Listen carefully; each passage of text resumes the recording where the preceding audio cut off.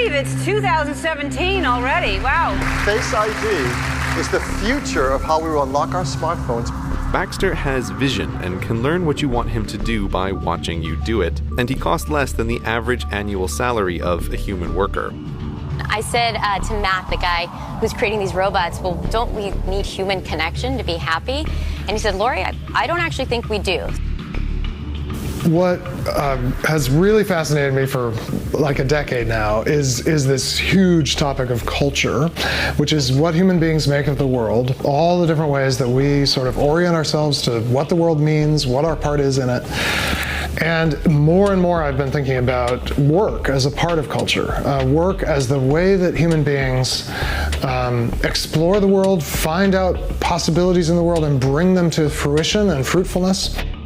And that has led me to think about the huge changes in the way we work over the past, especially a couple hundred years, really since the Industrial Revolution.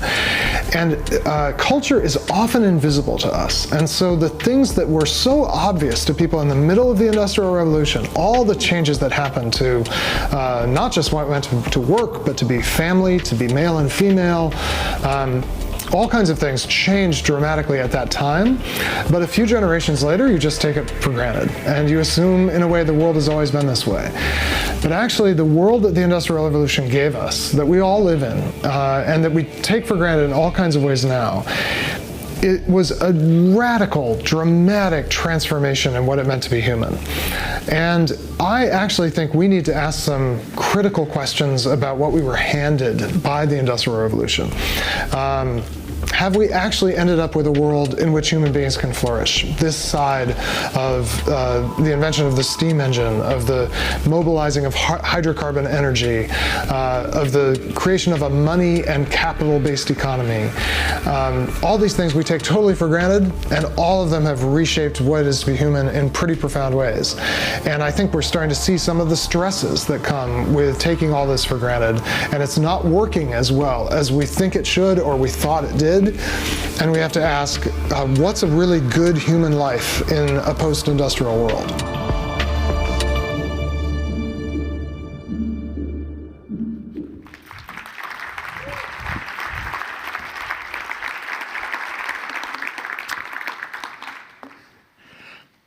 I want to talk at this stage in this conference, kind of the circles are getting bigger. We talked about leadership in the church. We talked about work in the workplace. We're now moving to what a flourishing culture looks like in our cities, and we'll end with what it looks like to have flourishing neighborhoods in the whole of our economy. And I want to have us pay attention to what made our modern cities, our fully modern urban environment in which most Americans live and in which an increasing proportion of human beings across the globe live. I want to talk about three massive expansions of power that gave us the fully modern city. Three moments in human history that set in motion processes that have really dramatically changed what it is to work, what it is to be family, what it is to be a person. So think first of 1397. This is the year the Medici family created the first bank in Florence, Italy. And at the moment that the bank is created, we can use that as a symbolic marker for the moment when wealth begins a transition from land to money. So wealth used to be located in actual land that was worked by families, often generations of families, in primarily agricultural economies. And wealth was intimately tied to the land. With the invention of money-based economies, wealth becomes liberated, you might say, from the land and can be exchanged in many other ways. Think of 1769. This is the year that James Watt invents the steam engine, and this is the second major expansion of power, when we change how work is done. So we changed how wealth was allocated and distributed. Then with the engine, we moved from work being done by bodies, human and animal, so humans alongside their domesticated animals, oxen, horses, what have you, And with the invention of the engine, now work is done not by bodies, but by engines. And then when we discover that we can fuel these engines with hydrocarbons, with coal, and above all with oil, we are really now literally cooking with gas or working with gas. And then think of 1948, when Claude Shannon publishes his crucial paper on the theory of information and sets into motion a process that changes where knowledge is found. And we move from wisdom, which is knowledge transmitted by a community over time, to information that can be transmitted through these astonishing systems of digitization and control that Claude Shannon envisioned in 1948. These three massive transitions, wealth from land to money, work from bodies to engines, knowledge from wisdom to information, vastly, each on their own, expanded the amount of creative power available to human beings. They, just in incredible ways, added to our ability to make something of the world, to make culture. And indeed, they multiply one another, so that the money economy really takes off when it's attached to the industrial economy. And the insights and power of the industrial economy get multiplied by being brought into the information age. In 1350, before the bank was started, the gross world product, estimated, obviously only estimated by economists, was something like $40 billion of gross world product. This is measured in constant dollars, 1990 dollars. In 2014, the gross world product was $78,000 million. That's $78 billion. We went from 40 billion to 78,000 billion, 78 trillion. I think I eventually said those numbers correctly. They are rather large numbers. It's hard to get your head around it, but it's a more than 1,000-fold increase in the wealth of the world. We think about the amount of increase in the amount of physical power available to us, so that most of us drive around. The horse was the work body par excellence in the pre-modern age. A horse kind of ideally combining speed and strength.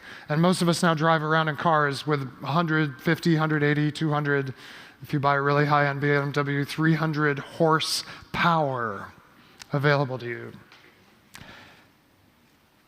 This expansion of power landed like three massive explosions in what I want to call traditional culture. Traditional culture, which was built around human beings tending the wealth of the land, doing work alongside one another and the animals that they tended, in such a way as to pass on wisdom from generation to generation. That traditional culture, a culture, by the way, in which the most consequential human life ever lived was lived, a culture in which you would grow up alongside your father, or the one people supposed was your father, learning a craft in a relational way, in that kind of apprenticeship we heard about this morning. A culture in which when you came back, even from a trip somewhere else, people would say, "Oh, that's Joseph's son, we know him." In which you spent your whole life in concentric circles of relationship, grounded in a place, on a piece of land. That world could not contain the new power that was unleashed by these three expansions, that really were more like explosions. Vast new institutions of culture had to be created. To contain the wealth, we needed banks. Now, eventually not just banks like the Medici had, but eventually banks like central banks, national banks, international financial institutions, the modern equity-based corporation, the markets that allowed for exchange of equity and bond risk among different players. To contain the engines, we had to build factories. Work had to be moved out of the home into a setting where you could use the full power of steam and ultimately hydrocarbon-based power in engines.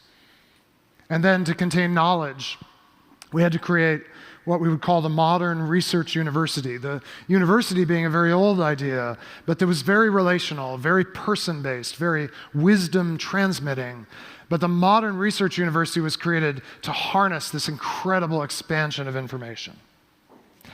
And these all multiplied one another's power, and these institutions now dwarf the traditional household in which we used to live. And they dwarf the institution that used to hold that all together at the height of Christendom, the church. The church used to be a large-scale institution in culture. For hundreds of years in Western culture, the church was a really big deal. Those of you who are pastors know it's not a big deal in the same way anymore. I go to a medium-sized, I guess you'd say, suburban congregation, a church in the suburbs of Philadelphia. Our annual budget is $1.5 million, roughly. Down the road from our church is a convenience store. In our part of the world, we have this amazing convenience store chain called Wawa. If you're from our little part of the world, you know there's no convenience store like a Wawa convenience store. The average gross sales of a Wawa, a single Wawa, are $5 million a year. That's just one Wawa. There's 700 Wawas. Our church is dwarfed as an economic reality just by the one convenience store where the kids go after youth group. And in order to handle all of this, we had to make a massive transition in how we understood the world and the stewardship of the world. We moved, I want to say, from oikonomia to economics. I'm using this Greek word oikonomia, from which obviously we get our English word economics, to refer to the way human beings used to understand their work, their wealth, their wisdom. It was all understood as literally the rule of the household being the oikos, nomos, or nomia being the governing, and oikonomia was how you held all these things together in a healthy way. And there's a lot about oikonomia in the Bible. But to manage this modern world, we had to invent economics. And in one sense, there is nothing about economics in the Bible, because economics could be defined as the science of understanding and seeking to control these massive new availabilities of power that were simply unimaginable to human beings until the last few centuries. Now, there are all kinds of benefits to the expansion of power. My fundamental posture towards power is that when it's used for creativity by human beings in the image of God, it's a good thing. And all of us benefit in all kinds of ways from these expansions of power. But they have come at a cost. And I want to draw our attention to the cost because I think this is crucial for understanding the role of the church in the world after these explosions of power. The great cost we have paid to gain access to money, to engines, and to information is that we have given up a personal, relational world because none of these new forms of power require or even in many ways reward relationship to be used. They are impersonal forms of wealth, of work, and of knowledge. So when I go to the Wawa, and I do go to the Wawa, and it doesn't sound as strange back home as it does when I say it in a setting like this.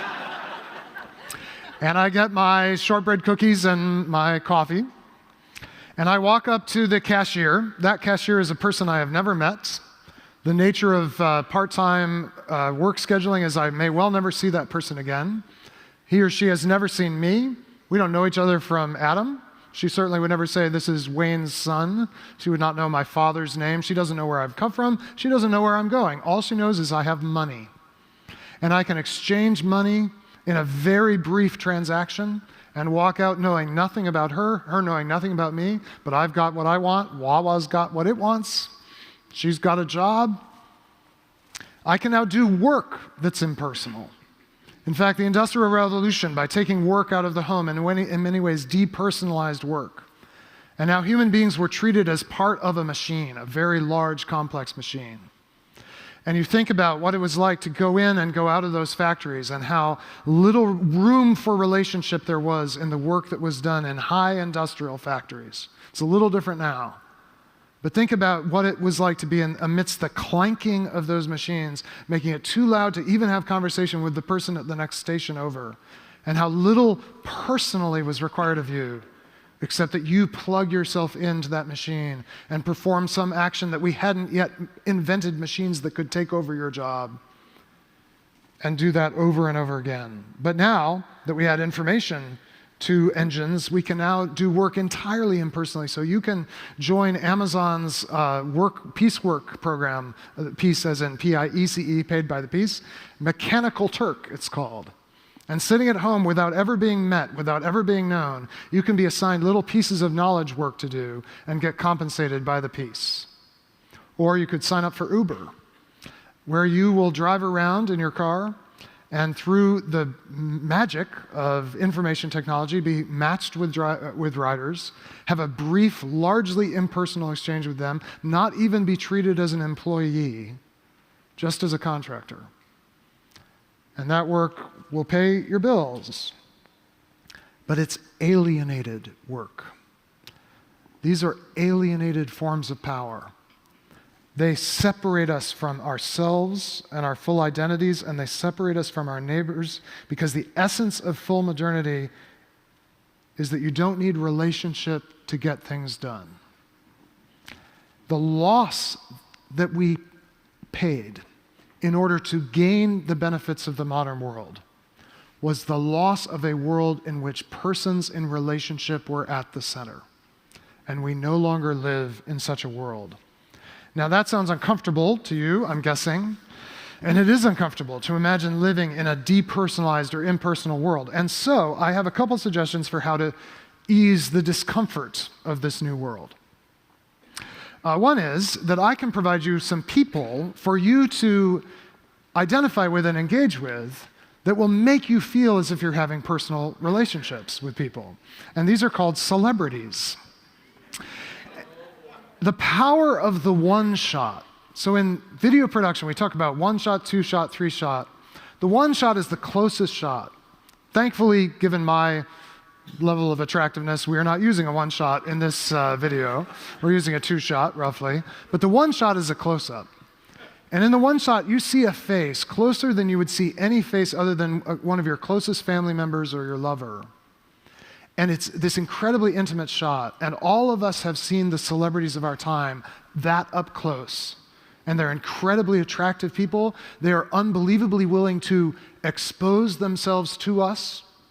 Think about the difference between a celebrity like Audrey Hepburn, when this full modernity was just getting going, and the celebrities of our time like Kim Kardashian or Lena Dunham. And how what has happened as we've entered into this fully depersonalized modernity is that our celebrities become unbelievably intimately available to us in a way that Audrey Hepburn would never have made herself available. It's because we have a hunger to be connected to people. And so as the world becomes more impersonal, our celebrities actually become more intimate and quasi-personal, but it's only quasi-personal. It's a one-way relationship, so that's not very satisfying. What else could you do? Well, I have a suggestion. I've got a bunch of apps that you could download that will re-personalize your world because they will talk to you. They will know your name. Hey, Siri. Yes, Andy, how can I help you? Oh, she's talking to me. And Siri's getting better and better, eventually she'll become Samantha from the Spike Jonze movie Her. A full simulation of someone who actually knows my name, knows my story, knows who I am. This is where we're going. A world in which we, on the one hand, experience a kind of quasi-personal intimacy with people we'll never meet, and a world in which our devices will personalize the world for us. And this, I think this is a very significant word, personalize. It's actually used to describe how you restore some simulation of personhood to a situation that's actually become impersonal. It's not the same thing as being personal. When I walk into Starbucks and this barista says, "What's your name?" so they can write it on the cup, they're personalizing my cup. Unless I go to that Starbucks every day and somehow get out of that transactional, impersonal, money-based economy and get to really know them, all they're doing is personalizing my cup, but it's really an impersonal cup. Does that make sense? Now, full modernity makes it possible for some people to have a great experience this way. And I would say in many ways that would include any of us who have the time and leisure to be a part of a conference like this today. In fact, this personalized world is in some ways very comforting to me because I don't have to be known as a person to get the things I want. I flew to Kansas City to be part of this event and this live streaming. And on that airplane, I'm not known as a person. But it's actually quite a pleasant experience. And on this particular trip, I got upgraded. And so the flight attendant would approach me and address me as Mr. Crouch. I've never met this person in my life. I will never see this person again. But it's this sort of delicious experience. I'm very well provided for. Someone knows my name. I don't feel like I need to be a person, really, to get what I want, which is this incredibly expanded access to transportation. In many of the commercial spaces of modern life, the hotel, the shopping mall, we don't have to be persons anymore. And actually, for us complicated creatures called persons, that's kind of a relief. We can consume entertainment in our homes and never have to know these people who give us the simulation of intimacy and encounter. But there are two problems with this. The first is, it is highly stratified and exclusive, which is to say, most of our fellow human beings in the world do not benefit from this level of personalization. Most human beings are not able to simply exchange money and other tokens of activity for what they want. Billions of people have effectively no access to this world of simulated personhood because you have to have access to information engines and money. And if you do not have access to those things, you don't have entry into this world that simulates a kind of respect for you as a person. Indeed, there's whole categories or whole stages of human life in which this impersonal / personalized world is of very little use to you. When you're the youngest, when you're the oldest, when you are the most infirm, sick, or disabled, and when you are materially poor. In any of those conditions, this personalized world breaks down. Because when we are all born, what we most need as human beings is for other human beings to surround us in communities of care and recognize us as persons before we have any tokens of money to exchange, before we have any capacity to access the world of information. We need people, persons, who will hold us in relationship and care for us. And this is just as true at the other end of our lives. It's also true at moments of illness, when I can't necessarily talk to Siri. What happens should I have a stroke, which will happen to any number of us, and lose my ability to interact with this personalized world? I will need other persons to so intimately know me and care for me that without myself even being able to fully communicate, they will be able to respond with the right kind of care. I suggest we are never going to develop a Samantha that will be able to do that as well as a person. What should concern us about this impersonal world, personalized world, is that all of us, should we live long enough, will eventually lose access to its benefits. And at that moment, we will desperately want to be held in a community of persons who know our names, know our stories, know our parents' names, if we have them, know our children's names and grandchildren's names, and hold us in relationship. And even when you have access to it, ultimately personalization is impersonal and it's profoundly lonely. We have facial recognition, but do we have anyone who can look us in the face and know our face to face? This is the loss of the modern world. When I ask visitors from other parts of the world, the so-called non-developed world or less developed world, because really where we're all supposed to be developing is into exactly what we have right now, I guess. I asked them what they notice about the United States, and I've probably asked about a dozen friends this, visiting from different parts of the world. The most common answer I get back, often without any need for reflection, I ask them, what do you notice about our country? And the most common answer I get is, I notice how lonely it is. I could never have come up with that answer, and the first time I heard it, I immediately recognized it as one of the most true things you could say about life in this highly modern United States. And this has profound implications for the common good. The common good being, I think, most helpfully defined as the flourishing of the vulnerable in community. That's my attempt to summarize this incredibly rich tradition called Catholic social thought.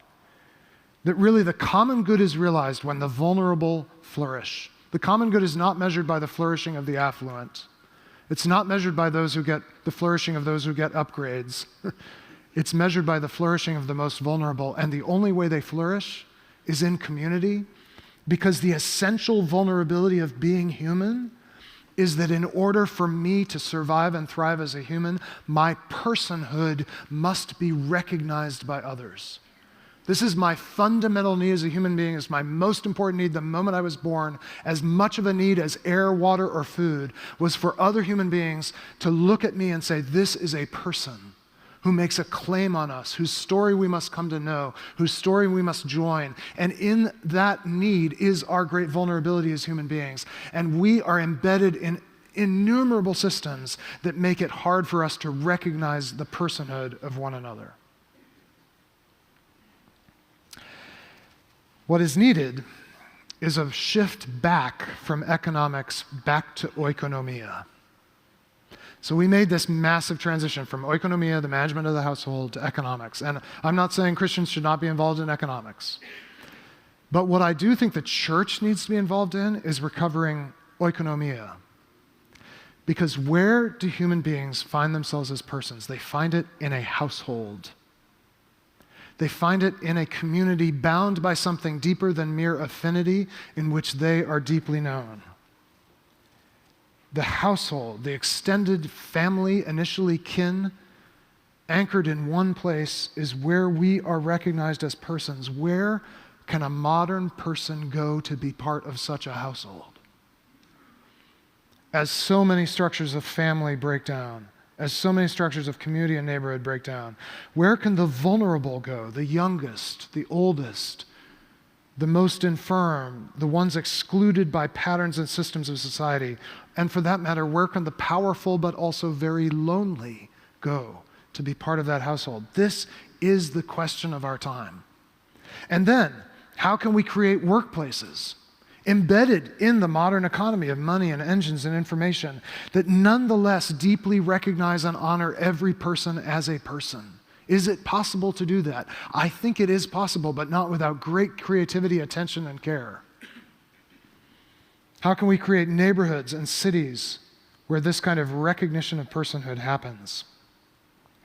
I think this is the essential task of the church. And it probably sounds overwhelming.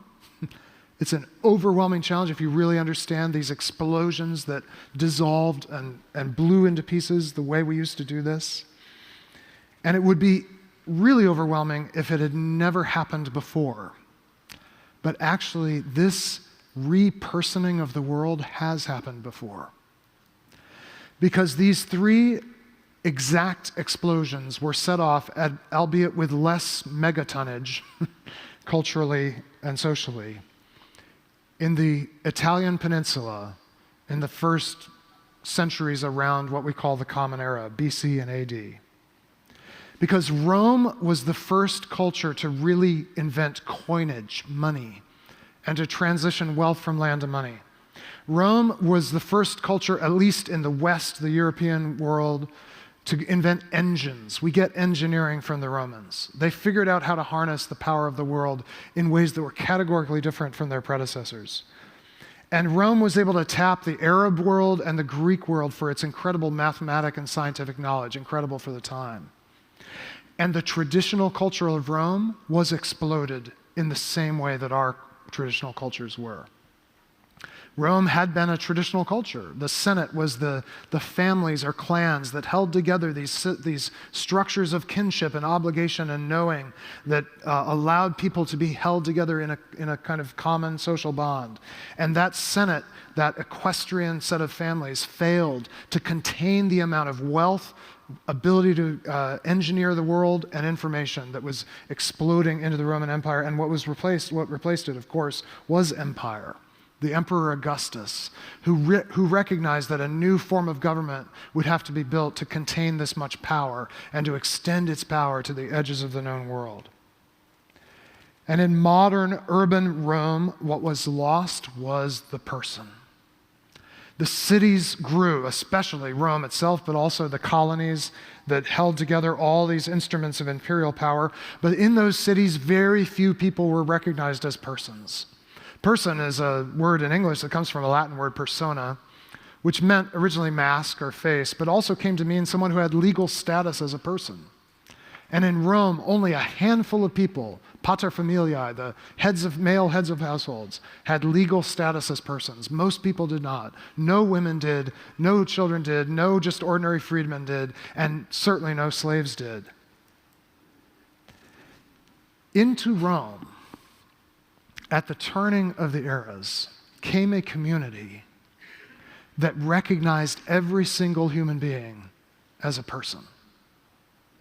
That in the teeming tenements of Rome, you would overhear your neighbors gathering for worship in one of those homes. They didn't even have windows, so you could hear everything going on in your neighbors' houses.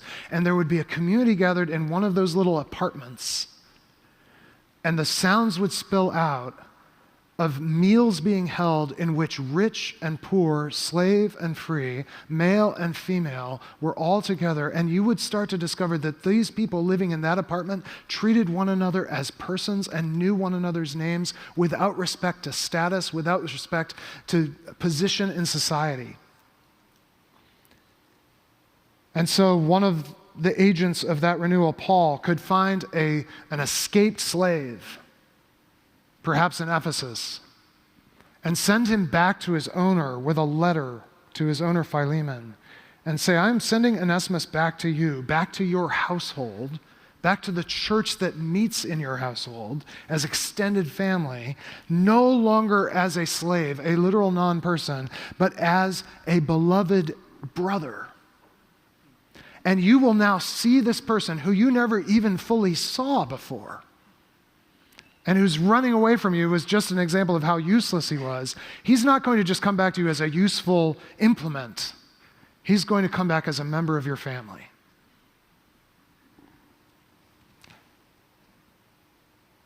It could happen again. This could happen again. It needs to happen again because we are living in a world just as powerful and just as fragile as Rome was, and just as depersonalizing as Rome was. By the way, I feel like I ought to say this because I think it's going to be the biggest issue of the 21st century. We've changed wealth, we've changed work, we've changed knowledge. There's one big frontier left that we could expand our power tremendously, and that's if we could change life from begotten to made. And this will be our attempt in the 21st century. Our society is going to attempt to take life itself, including human life, which is meant to be begotten in the most intimate of personal encounters, and change it into something that is made and manufactured for the expansion of our power in the world. It will be the ultimate expansion of power and the ultimate denial of personhood. Will there be a community in this world that sees every human being as a person? Will there be a community that knows every face and knows every name? There is only one community that even is distantly plausible to be that community, and it's the Church of Jesus Christ. If we are that in the world, we could renew this world. Let's pray.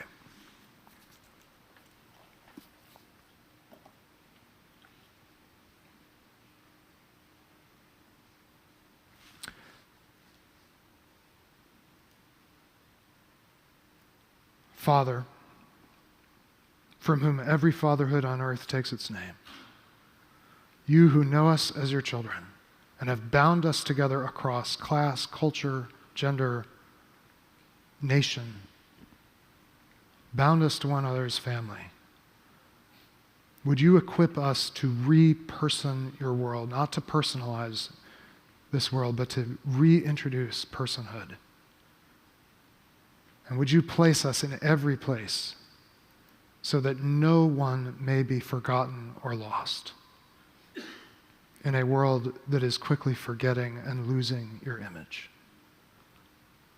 For the sake of your Son, Jesus, in the power of your Spirit, and for your glory as the ultimate personal Creator God. Amen.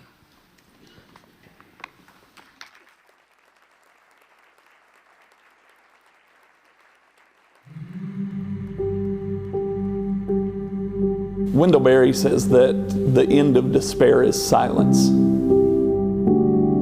As you enter into Bluefield, West Virginia, driving into the city, you're struck at times by the silence.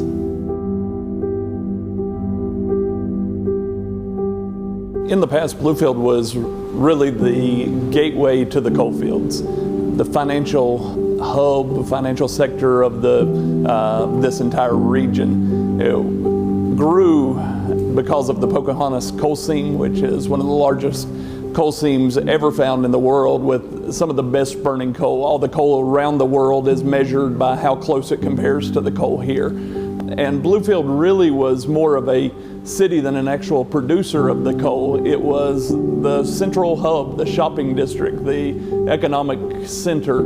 The coal fields were this beautiful melting pot, some of the richest cultural history that you can find. We've talked about the oldest historically black college in America was founded in 1895 in Bluefield, West Virginia. And Bluefield today reflects the results of automation, globalization. A lot of our industries that employed many, many people, many families were sustained by it. They've during the course of automation, even some industrialization, they figured out how to do it with much less human capital, many less workers involved. So population around here has seen a marked decline. I don't know the exact numbers on Bluefield. I know McDowell County, they say in the early 80s had 100,000 people, and now it's less than 20,000. Andy Crouch talks a lot about the idea of image makers, and what I see in our community is, anything can be automated, and that's the future of our country. But we're kind of the picture of that, of what happens on the other side.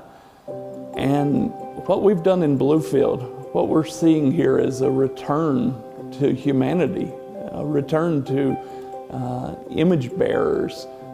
Machines aren't image bearers, people are, and as we return to that, it's a beautiful thing. I pastor a church in Bluefield, West Virginia, began pastoring about 4 years ago. Much of my career had been in banking, and I'd traveled around to many different places in that field. And as I began to pastor, I was met with many business owners in our church, and I was struck by the fear. Second, third generation businesses that didn't want to shut down the shop on their watch, or how are we going to compete? What are we going to do? As the economy was rapidly changing, how can they survive? And so we began to sit down just as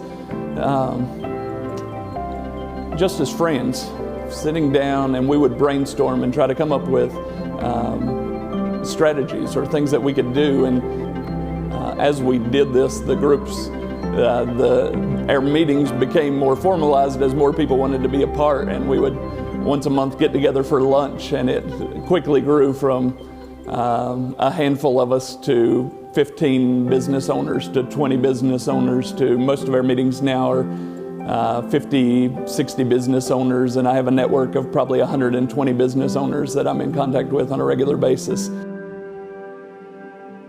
And then a project that we've launched personally is right here in this building. We're sitting in the building that is going to house our future Fab Lab. And a Fab Lab is a project out of MIT, which stands for Fabrication Laboratory, but it basically gives the means of invention to anyone. And I believe that a lot of the biggest issues in Bluefield had to do with poverty, had to do with drug addiction, had to do with broken homes. And all of those are direct results of the economy. So if we want to be the church and to speak into poverty and to speak into broken homes and to speak into drug addiction, then I think we have to address economy. And I think that we're a great place because we have people of all different social structures, people that would maybe throughout the week don't cross each other's paths, people that work in lots of different fields. And that's really what we needed, was people with different eyes looking at these businesses and seeing places that they could operate. And this was what we were able to bring to the table.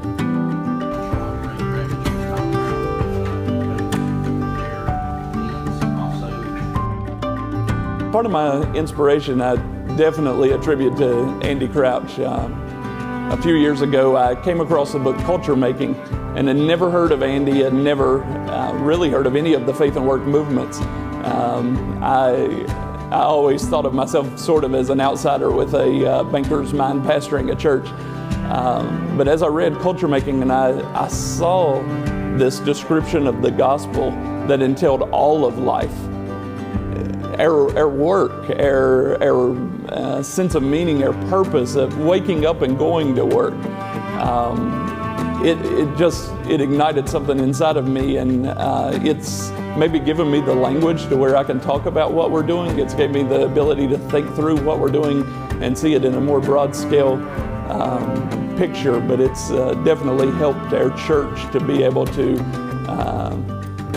maybe put the theology behind what we felt like God was calling us to do.